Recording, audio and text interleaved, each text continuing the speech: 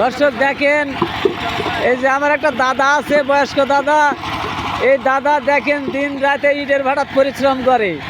এখন বাড়িতে কি আমার দাদিক লিয়ার হাঁকি টাকি দেয় না কি করে আল্লাহ জানে। তার সাথে যে আমার জলিল ভাই আছে, ওনারা নাকি দুইজনাই খুব রাজি করে, এটা আমি জানি এবং আমিও ওষুধ খাইছি, খাই অবশ্যই আরাম পাইছি।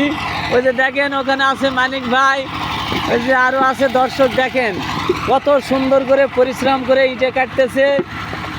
এই যে দেখেন, অবশ্যই আপনারা এই ভিডিওটা দেখবেন, অবশ্যই অবশ্যই লাইক কমেন্ট শেয়ার করবেন।